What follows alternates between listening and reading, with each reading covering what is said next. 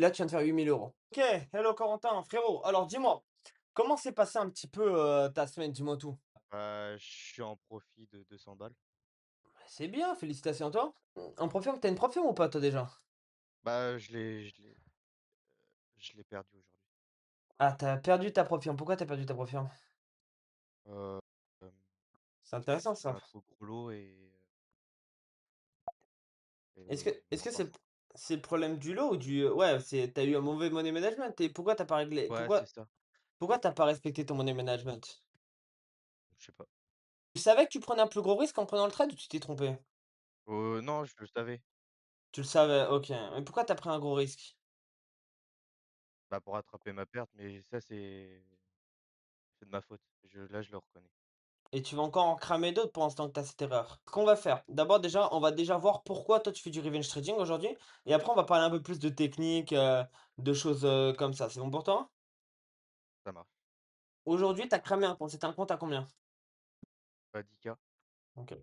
Donc tu as cramé un compte à 10 K, OK? Et pourquoi tu l'as cramé? Revenge, OK. pour rattraper mes pertes. Frein et sel parce que tu n'as pas suivi ton plan. OK. Pourquoi aujourd'hui tu n'as pas suivi ton plan? Tu m'as dit parce qu'en fait tu as peur de ne pas prendre ton setup. En fait, Ouais, c'est que ça. ton set que tu as peur que ton trade il parte avant toi, OK? Ouais, ouais, ouais. Donc, peur que le trade parte sans toi. OK. Pourquoi tu as peur que le trade il parte sans toi? Je me dis si j'étais dedans, j'aurais gagné, tant. Peur de, pas faire de l'argent. Et bah, c'est tout en psychologie, ça je sais, ça c'est mon gros problème. OK. Tu as peur aujourd'hui de pas faire de l'argent, c'est ça? Ouais, OK. OK, OK. OK. Donc, si je comprends bien, aujourd'hui, Corentin, tu as pris un compte à 10 K, OK, que tu as cramé en faisant du revenge trading. Tu as pris un SL ouais, car tu n'as pas suivi ton plan. Pourquoi tu n'as pas suivi ton plan? Parce que, tu as peur que le trade, soit parti sans toi, qu'il parte sans toi, ce trade-là et du coup, tu as pris le trade quand même. Pourquoi tu as pris le trade? Parce que tu as peur de ne pas faire de l'argent, c'est ça? Tu as peur, ouais, c'est ça. de laisser de l'argent sur la table, c'est bien ça? Ouais, Est-ce que ta ouais, stratégie, actuellement, elle est rentable ou pas? bah bah, oui, c'est c'est juste, Je sais pas, fallait pas justement pour, c'est oui ou non? C'est bah, non. Elle est rentable ou pas ta stratégie? oui, OK. c'est juste pas les bons comportements, Ta stratégie aujourd'hui, elle est rentable. OK. Tu utilises donc une stratégie qui est rentable, c'est bien ça? oui, OK. Une, stra une stratégie, heu, rentable. OK. Donc du coup, si tu veux être rentable, tu dois suivre au plus possible ta stratégie, c'est ça? oui, OK. Et aujourd'hui, tu as pris un SL parce que tu n'as pas suivi ton plan. Tu n'as pas suivi ton plan trading.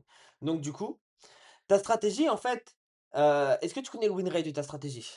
pas pas comme ça, je me suis pas, heu j'ai pas abordé le sujet comme ça, OK, on a trouvé le problème. Aucune data. Tu n'as aucune data. Comment tu vas avoir confiance en ta stratégie si tu as pas de data, mon frérot? Tu utiliserais une stratégie qui est «rentable» entre guillemets, tu sais même pas si elle est rentable ta stratégie. Voilà, je suis honnête avec toi, tu sais pas si elle est rentable. Tu as pas de data. Ta stratégie, tu me dis: «Elle est rentable». Tu vois? Je l'ai vu à ton «bah oui», tu sais pas si elle est rentable, Corentin, ta stratégie. Tu utilises une stratégie, tu ne sais pas si elle est rentable et vu que tu n'as pas foi en ta stratégie, il se passe quoi? Tu vas prendre tes trades parce que justement, tu vas prendre des trades avant que le setup soit fait. Alors que tu sais très bien que toi, tu dois prendre des trades quand ton setup est fait. On est d'accord? ouais, OK. Donc du coup, prendre un trade sans que ton setup soit fait, c'est quoi? C'est trader, on est d'accord, c'est faire du casino. Tu as plus de stratégie, tu trades sans stratégie en fait, Corentin, aujourd'hui. Tu as peur que le trade il parte sans toi, on est d'accord? ouais, c'est ça. Mais si tu prends un trade sans qu'il y ait les confirmations, est-ce que tu utilises ta stratégie? Non, OK, et du coup ça t'emmène où? heu, Tu as aucune data, aucun résultat.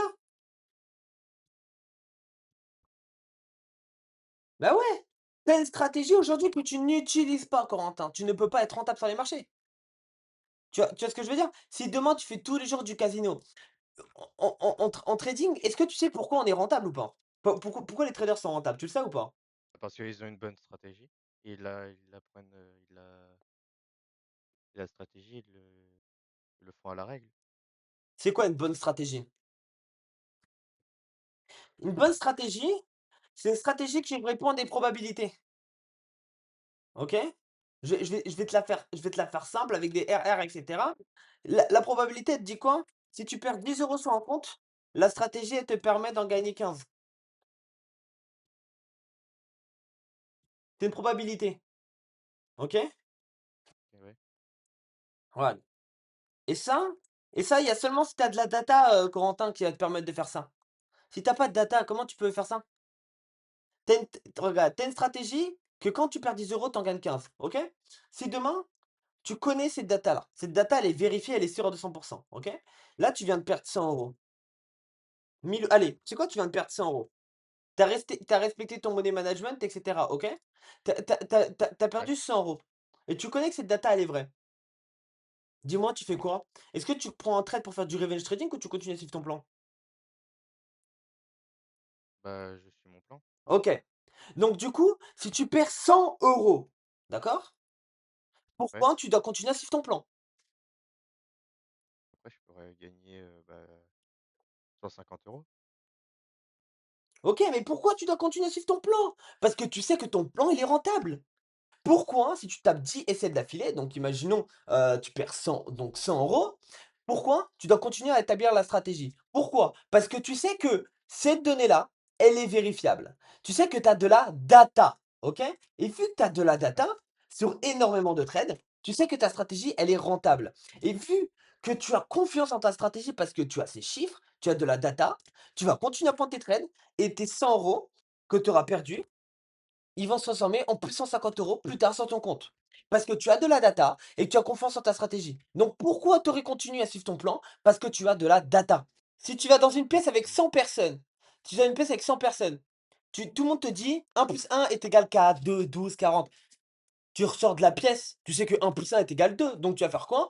La prochaine fois que tu as un contrôle de maths, 1 plus 1, 2. On est d'accord? Oui? Tu vas pas changer ton calcul. Non? Pourquoi? Parce que tu as confiance en ce calcul et tu sais qu'il est vrai. Pourquoi? Parce que tu as de la data et tu sais que ça fonctionne comme ça les maths. On est d'accord ou pas? OK. Ouais, ouais, je suis d'accord. OK, donc là ici, bah, il va se passer la même chose gars. Tu viens de perdre 10 trades. Tu sais que ta stratégie elle est rentable. Tu le sais que si tu continues, tu gagnes de l'argent. Corentin, écoute-moi. En suivant ton plan, tu sais que 100 €, ça se transforme en 150 €, OK? Ouais. Si toi, on fait comme toi, tes 100 €, OK? Si on change le plan, 100 € ça va faire combien?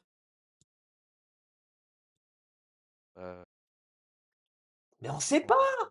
On sait pas! On sait pas si tu changes ton plan combien ça va faire, on n'a pas de data là-dessus.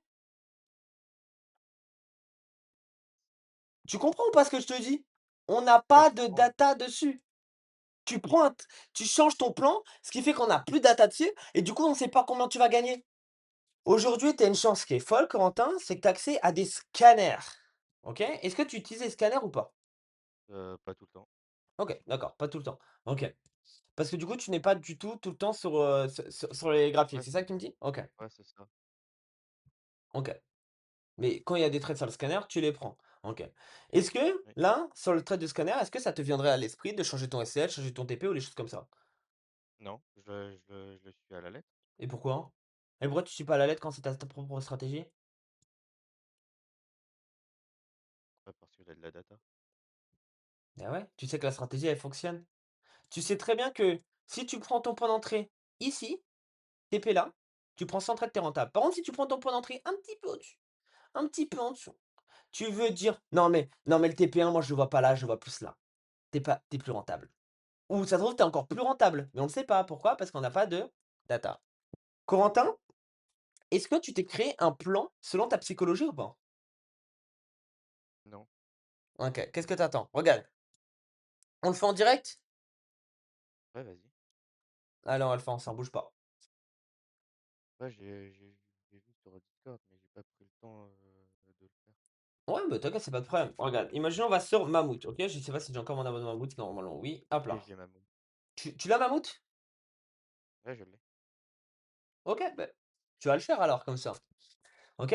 Tu te connectes directement, tu demandes à l'IA et tu lui dis: «Voilà, j'aimerais, aujourd'hui que tu me crées un plan trading selon ma psychologie». Elle va te poser plein de questions.